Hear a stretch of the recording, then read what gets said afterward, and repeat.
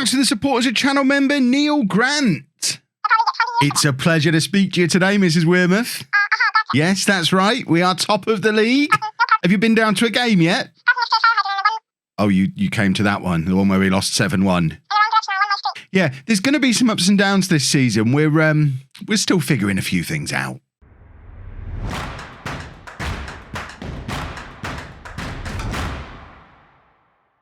Hello and welcome to part 3 of Homegrown. I'm Kevin. Coming up on today's episode, we have 2 games in the league. In fact, that's a lie. We have 1 game in the league, 1 in the FA Cup. We're at home against Barton Rovers in the league, and then we play Hackney Wick in the FA Cup. Since you were last with me, as you can see from the league table, by and large, things have been going pretty well. We've won every game, apart from one, where we lost 7-1. Just in case anyone thinks I might have been throwing the game by playing the reserves, there's your proof that I didn't. That was pretty much our standard first team. Danny Daniel, unbelievably, was away on international duty, why he's not on the right-hand side in that game. But otherwise, it's pretty much our first choice side. We just didn't turn up. We got absolutely turned over by Welwyn Garden City, who are 12th in the league. And their top scorer, Elliot Bailey, ruined us. We should probably scout him, really, because he was exceptional in that game. Not that we can sign players yet. I'm not entirely sure when being able to sign players or potentially lose players comes in. Obviously, because of all of the late starts to the league and stuff this year, the transfer window in the Premier League and stuff isn't actually closed yet.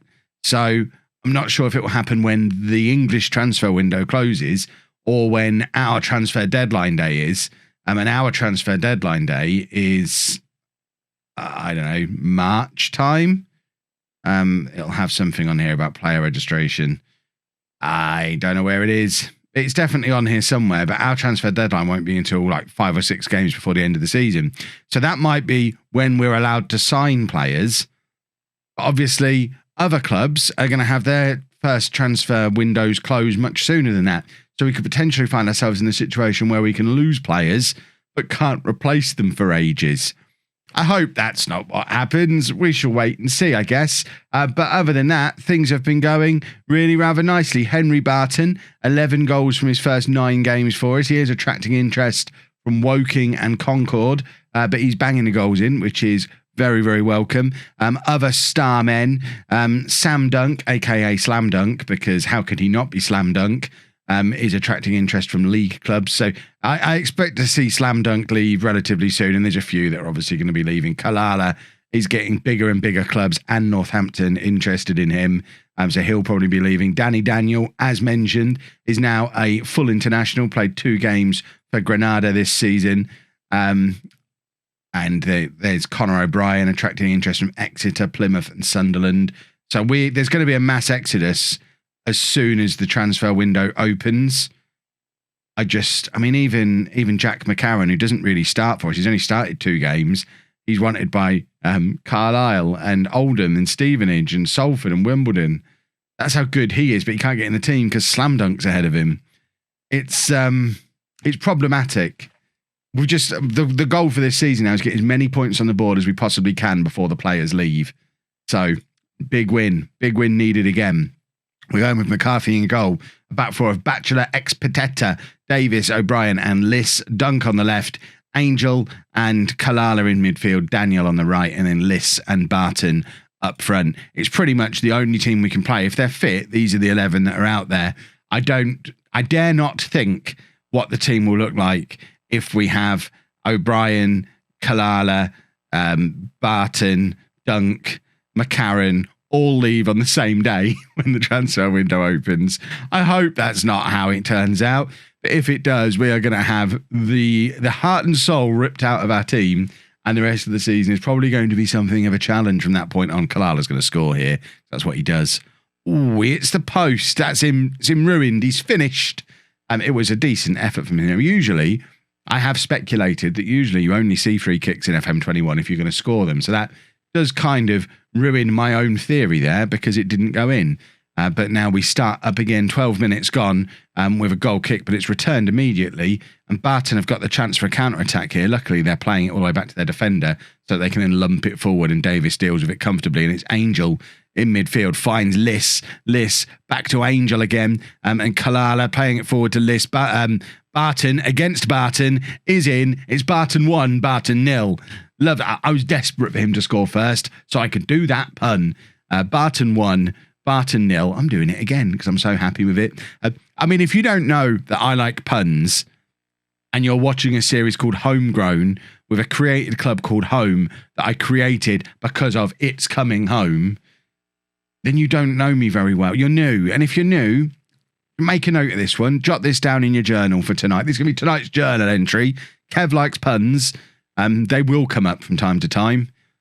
You're going to have to get on board with that or you're going to struggle. Right, it's 1-0, 30 minutes gone. We have been the dominant team so far. Barton not really showing anything in the way of attacking intent. To be fair, they are down in 17th place, so you wouldn't necessarily expect them to. What you might expect is for us to be doing a little bit better than we are. Kalala floats the free kick over and Davis heads over. Davis is the one player so far who looks most likely to be doing a bit of a Mick Powell, because if you remember back to the start of the season, he wasn't one of the two centre-backs that we had that was in the Media Dream 11. He's one of our 16-year-olds who's got bags of potential, who came into the team because, I can't remember the other guy's name, Danowski. Danowski got injured, missed like 2 games. Davis came in and we didn't notice that Danowski was injured. So my theory was, if we're still good with Davis in there, we may as well play the 16-year-old with 5-star potential and just give him all the football. So since breaking into the team, he's pretty much played every game and will continue to do so because we may as well push our youngsters. And as you can see, he's playing well again. So in that back four, we've got Batcher, Pitetta, Davis and McCarthy in goal are all 16-year-olds. They're the only 16-year-olds currently in the first team, but they're getting plenty of football, which is nice. And let's face it, there's going to be lots of other 16, 17-year-olds getting first team football as the season goes on, as we have to replace the players that are leaving. We're doing this is a typical substitution that we do. 2 left wingers coming on. Poor old Jack McCarran, who's one of the best players in the club, often comes on to play central midfield for us. Although theoretically Van der Laan should be. You know what? I normally do it that way around. Let's do it this way around. Let's try McCarran as a winger. Sunderland are interested in him. He can't be that bad. And we're also going to have a look at Derry John Allinson, who's another one of our youngsters. He's going to come on in replace of Liss to play up front, but not as a deep line forward because he can't do it. He can be a poacher up alongside Barton, see if that can lead to us grabbing a second goal. Because I would expect us to be a little bit more comfortable in this game than we are at the moment. I don't know why O'Brien's taking the throw-in. Doesn't trust the 16-year-old, clearly. Sunderland are interested in me. I take the throw-ins now. That's probably how that conversation went. Danny Daniel can't get his cross in. And Barton, with the opportunity to get it clear, lumping it forward again, and Davis dominantly heading it straight back at them. They try again, and this time O'Brien deals with it. And welcome to Tier 8, boys and girls. Each team gets the ball and just lumps it forward, and then it gets lumped back again. My neck is sorer than watching a game of tennis here, watching this go back and forward. It's lumped forward again. Liss lumps it over to left back, and they lump it into the top corner. And it's 1-1, and this was not on the script for today.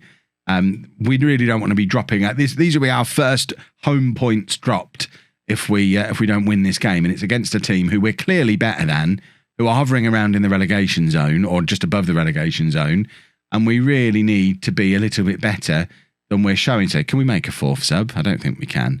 We've got to throw. It's Danny Daniel to take, finds Kalala.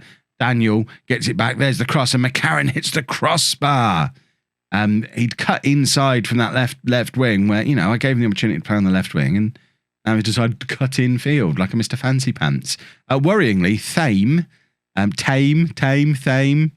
Can't imagine a team with a name similar to that being any good. They're up in second place. I mean, it's what everyone was asking for, that battle. Not necessarily at the top of the league, not necessarily with exactly that club, but it's pretty close to the most requested thing in the comments to episode 1 of this series. And there they are, trying to displace us at the top of the league. What a load of rubbish. That was a poor performance. Barry Etaluku's hit the nail on the head here. He's talking about Peterborough Swindon, But I think he could just as easily be talking about home Barton. Shocking result. But actually, Barry, you've lost your mind. I read the first bit and that was it. List starting's a terrible call. All right, Brandon, who would you start? He said, which list are you even talking about? Patrick list up front. Who'd you start in his place, Brandon? You know it all. Oh, my word. Chapman certainly has things going well. Thank you, Anthony. Always happy to see a bit of this way of playing. Ashley, my word. Get out more. It's long ball nonsense. Stephen, you're right. Oh, you're talking about Peterborough again. I need to stop supporting Posh. I'm getting all their news. The home fans love the home lump. They always have. They probably always will. So a couple of changes forced on us for the FA Cup game with Hackney Wick. Kalala's suspended and Danny Daniel is swanning off on international duty again. So that means Macchiardi's going to come in on the right-hand side, who's not, he's not very good. 1-star current ability, 2-star potential ability at 25 years old. What a hero. We're moving Angel over to be the box-to-box midfielder. And John van der Laan at 17 years old being forced to play as a ball-winning midfielder. He's a left winger by trade. Ball-winning midfielder. He'll be fine. Let's get into the game. That's because he's the one who's got that awkward central midfield thing we noticed in the last game. Otherwise, it definitely would have been McCarran in there, who usually does come on to play there as a substitute. Let's pump the fist. I don't know how good Hackney Wick are.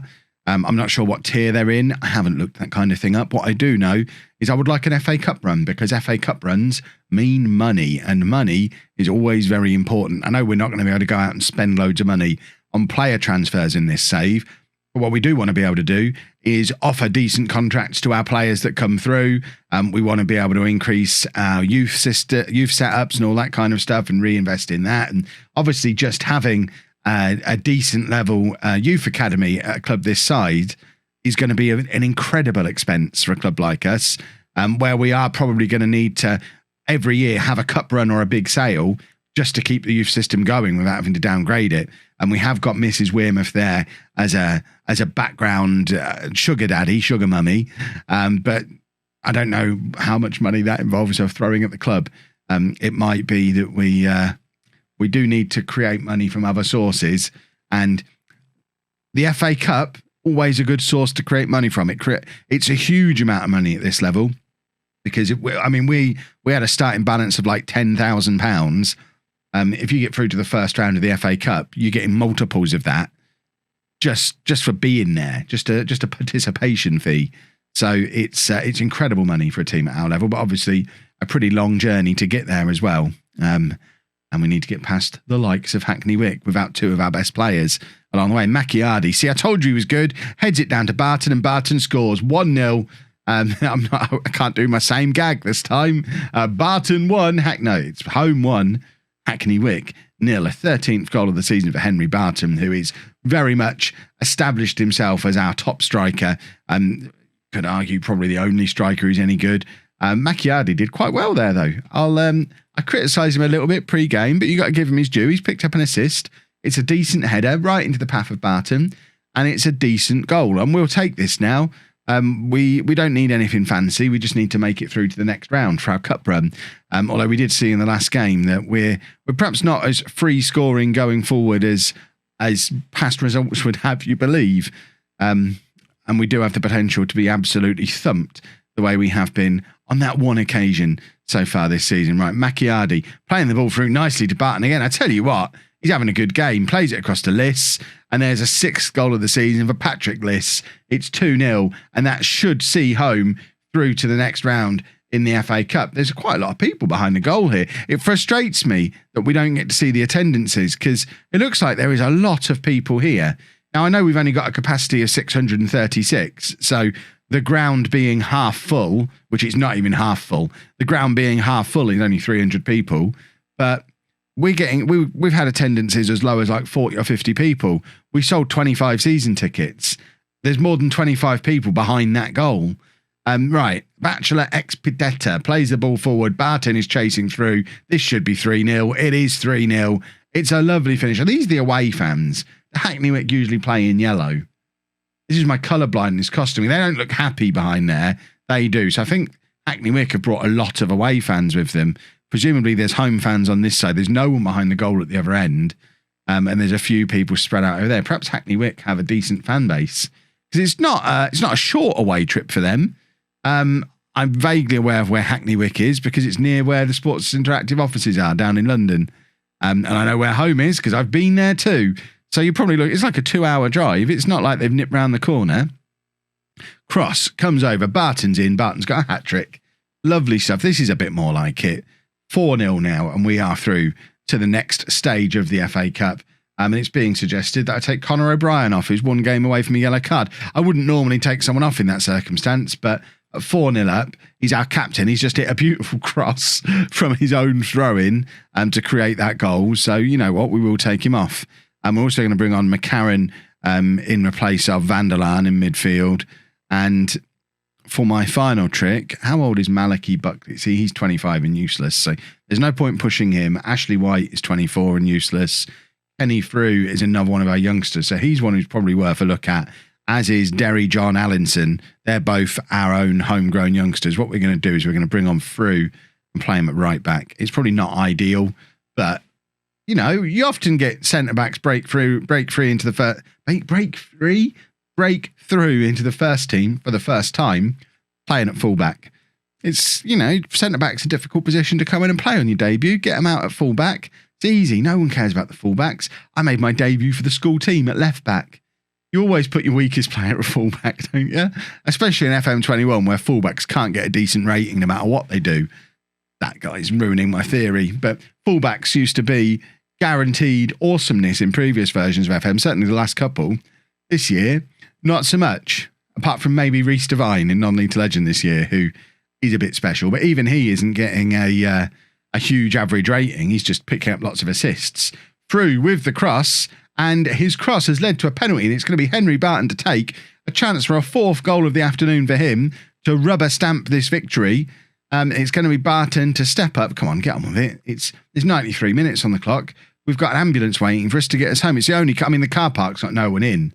I mean, we've seen on the previous version of Home here on YouTube, we've seen what Homewood actually looks like. There is no car park.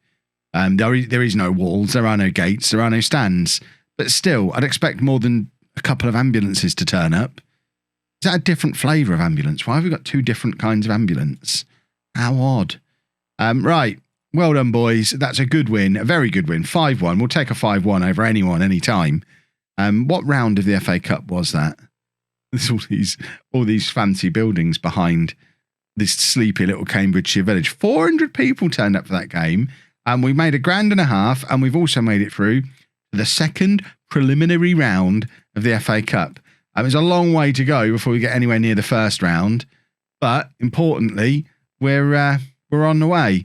And Mark Wearmouth is being asked about a contract renewal for Barton, which I don't think we're in any position to do. Can we offer him a new contract? What's he on at the moment?